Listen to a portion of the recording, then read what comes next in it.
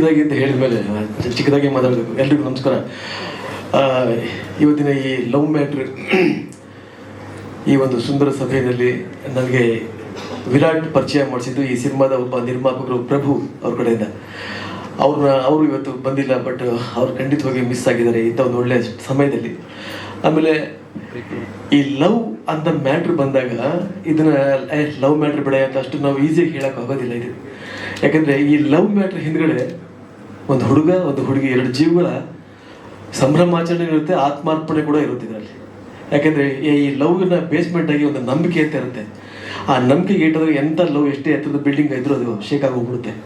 ಹಾಗಾಗಿ ಈ love matter ಸಿನಿಮಾನ ಬಹಳ ಪ್ರೀತಿಯಿಂದ ವಿರಾಟ್ ನಾನೊಂದು 6-7 ವರ್ಷಗಳಿಂದ ನೋಡ್ತಾ ಇದ್ದೀನಿ. ವಿರಾಟ ತಪಸ್ತರ ಮಾಡಿಕೊಂಡು ಈ ಸ್ಟೇಜ್ವರೆಗೂ ಬಂದಿದ್ದಾರೆ.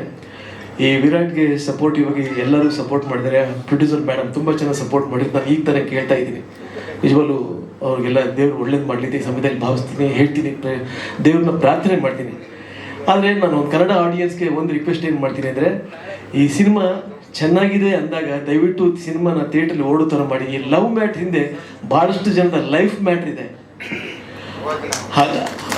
ಹಾಗಾಗಿ ಅದು ಕನಸಾಗ್ಬೋದು, ಅದು ಕನಸಿಂದ ಲೈಫ್ ಆಗುತ್ತೆ. ಹಾಗಾಗಿ ಕನ್ನಡ ಸಿನಿಮಾಗಳು ಯಾವುದೇ ಕಾರಣಕ್ಕೂ ಚೆನ್ನಾಗಿದ್ದಾಗ ಸೋಲ್ಬಾರ್ದು.